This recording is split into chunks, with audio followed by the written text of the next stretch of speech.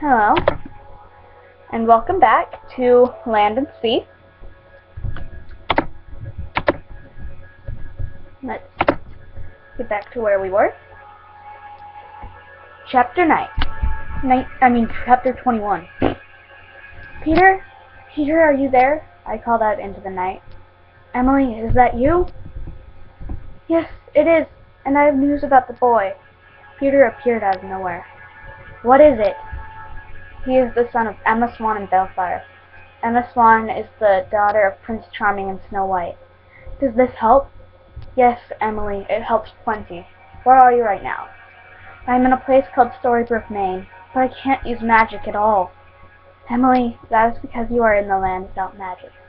Then how did I get here if there is no magic? Because I brought you here in a dream. Wait, this is a dream? Yes, Emily, and now it is time for you to wake up. Wait, Peter, no! I woke up with a jolt, trying to understand how Peter had made it into my dreams. It just didn't make any sense. He hadn't done it before, so why do it now? Emily, are you okay? Regina asked. She must have been shaking me because she had her hands on my shoulders. Yes, Regina, I'm fine, I said smoothly. I didn't want her to know I remembered who I was. Well, you don't sound too good. You were yelling the name Peter in your sleep, and I had never heard you talk in your sleep before. Now come on, you're going to be late for work. I glanced at my clock and saw she was right. I rushed into my clothes and headed for work. Maybe Mr. Gold would understand. Mr. Gold? I called. Yes, dearie? What do you want? Do you know about the curse? Why, yes, I do recall who I am, if that was what you were asking me. Why do you want to know?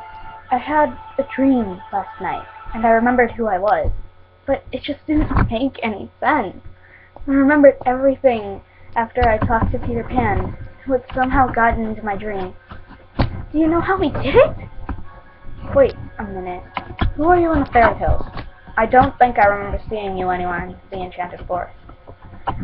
That is because I lived on Neverland with Peter and the Lost Boys. I just don't get it. Don't get what? Why would Peter never tell me about his power to enter dreams? I mean, we loved each other, and I had thought he told me everything. That is because he is a liar. He sold me out for his powers, and I never thought I would see him again. Now, he never completely told me who you were. Oh, yes, that's right.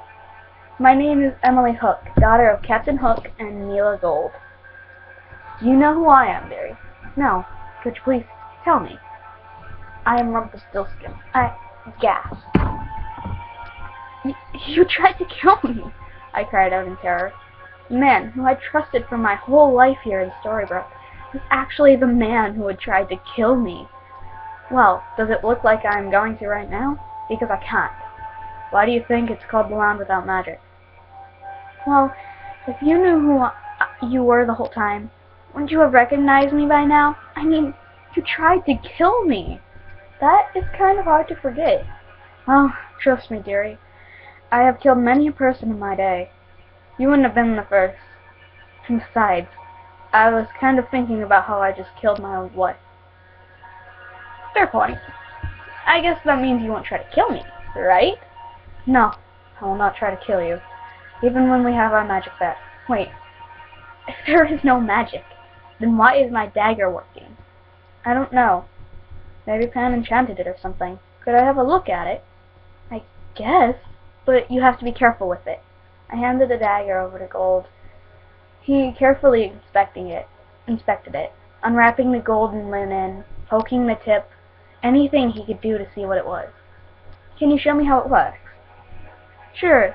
I grabbed the handle and had the dagger get warmer, then colder. I then cut myself and pressed the bullet into my arm. Still works.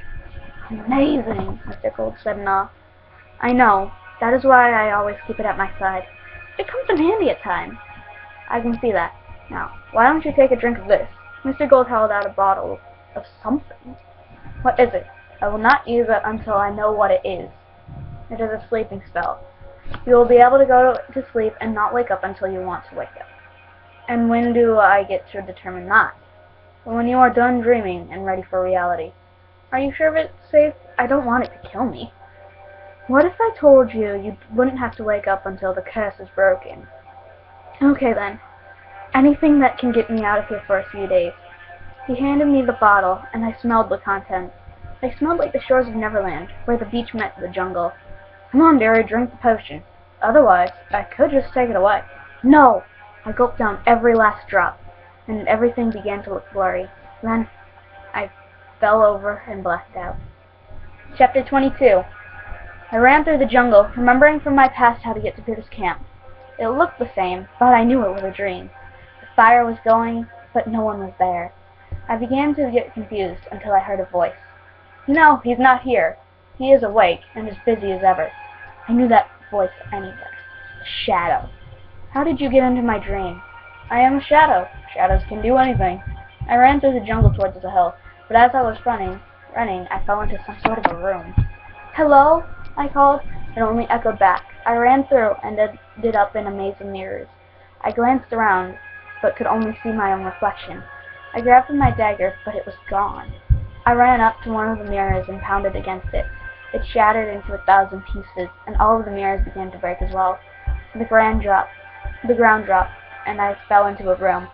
The room was filled with smoke and fire, and I began to smell something burning. Ouch! The fire burned my skin, and it seemed to work its way into my wrist. It stung more than a normal burn, and I couldn't figure out why. Hello?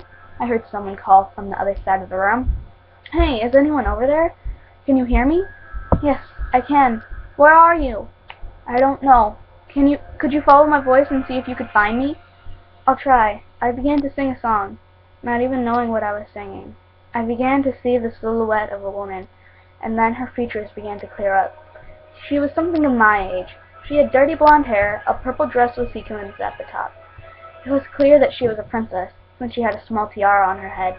Hello there. What is your name? I asked politely. Aurora? Yours? Emily Hook. It is a pleasure to meet you. And you as well. How did you get here? I got here from a sleeping curse. You? Same here. Where do you live? The Enchanted Forest. I think I may remember you from somewhere. Do you know where it could have been?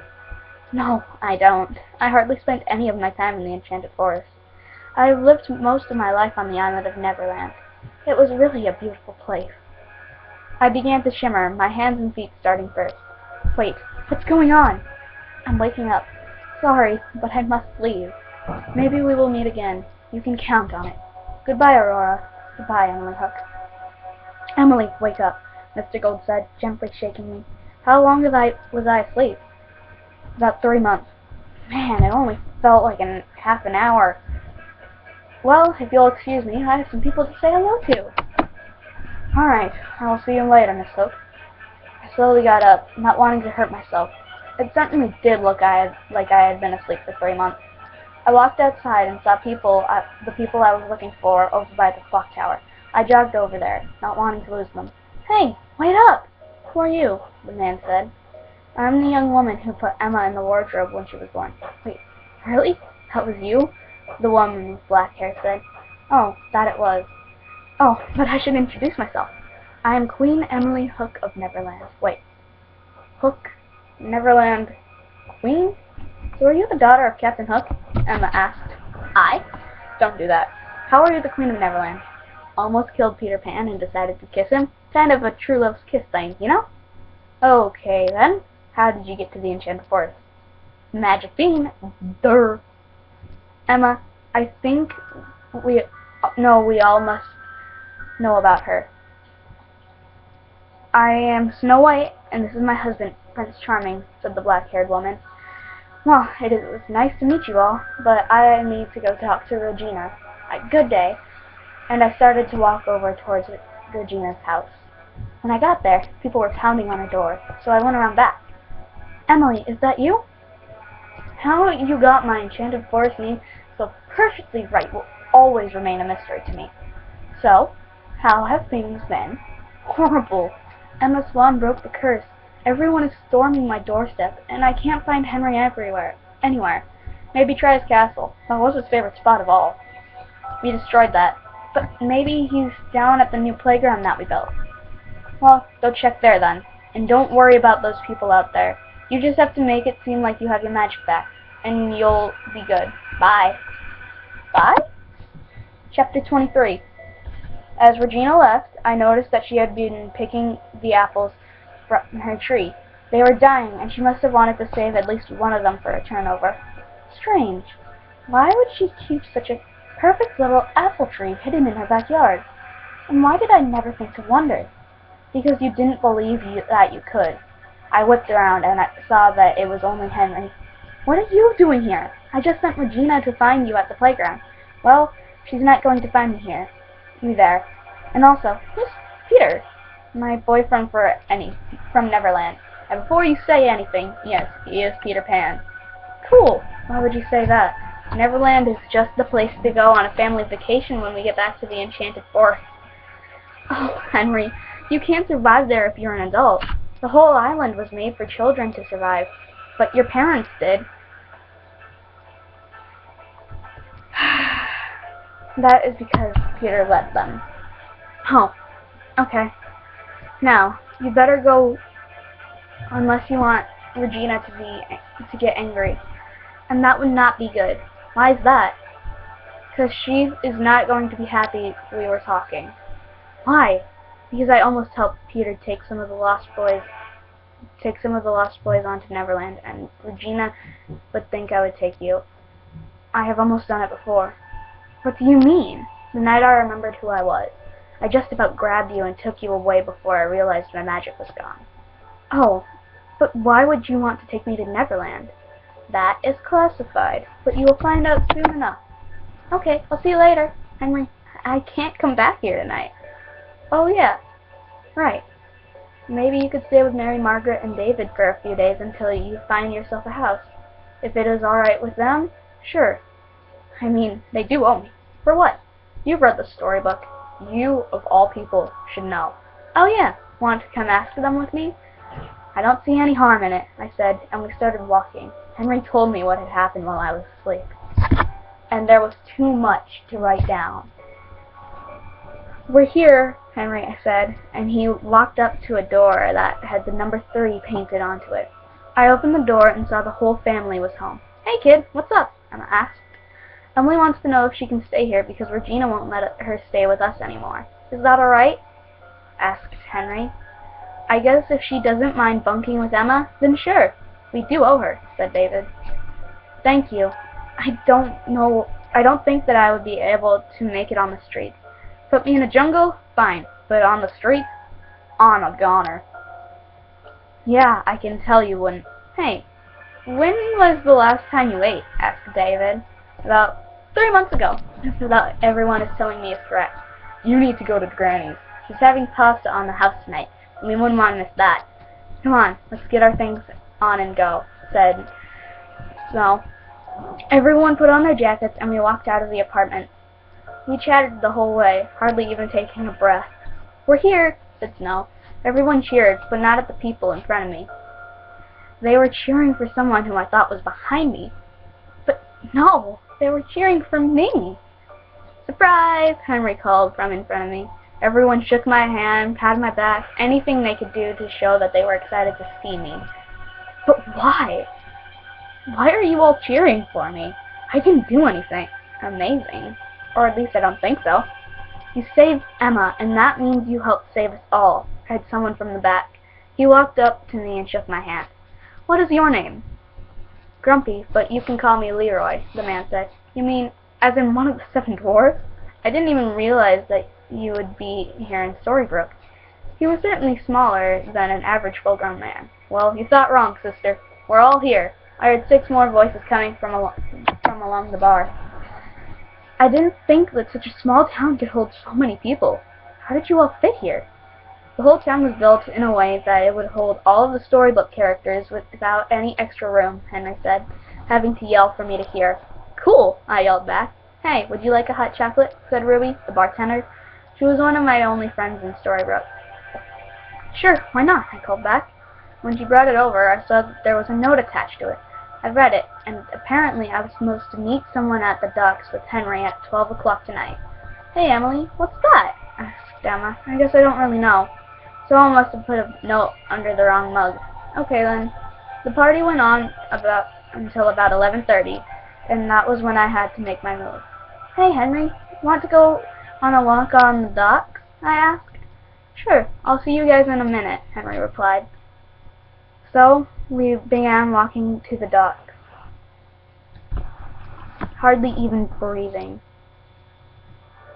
It was really cold, and our breath could be seen in the night sky. When we reached the docks, there was a silhouette in the darkness. It seemed to be in the shape of a boy, but then there was something flitting around next to him. I thought I could recognize him, but it was almost impossible in the darkness. "Well, I thought you would never come," the boy said in a British accent. He turned around and lit up a candle. It was Peter. "Emily, who is that?" Henry asked by me, a little bit shocked at the British voice. "That, my dear Henry, is Peter Pan," I said. "A pleasure to meet you, Henry. Now, who's ready for an adventure?" "Couldn't this have waited until morning, Peter? We just went to a party, and we haven't gotten any sleep," I said.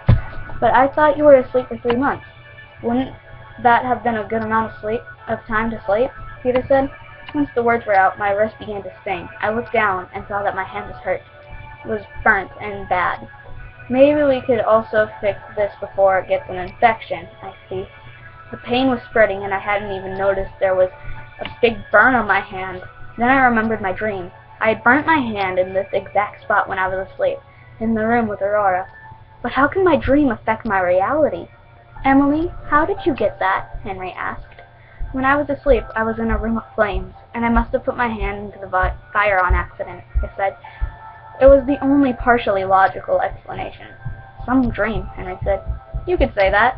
More like a real dream, but sure," I said back. "Okay, so what are we going to do? The Lost Boys want you back, Emily. They miss your cooking," Peter said. "Well, tell them to wait a couple of days. There's something strange going on here, and I'm not about to abandon this whole town," I replied. "Suit yourself. You'll have to come with the workers," Peter said with an air of smugness. "All right, goodbye, Peter," I said. "Yep, bye, Peter," Henry said, trying to match my tone of voice. "Don't call me that, boy. Goodbye, Emily." With that, he left. "Come on, Henry. The others are probably wondering where we are." "Okay, let's go," Henry said, finally beginning to get tired. I picked him up and began to carry him to Regina's house. I climbed up a ladder to our room and placed him in his bed. "Good night, Henry," I said, and went to my new home with Snow White, Prince Charming, and Emma Swan. Just my luck. End of chapter 23. I hope you guys enjoyed.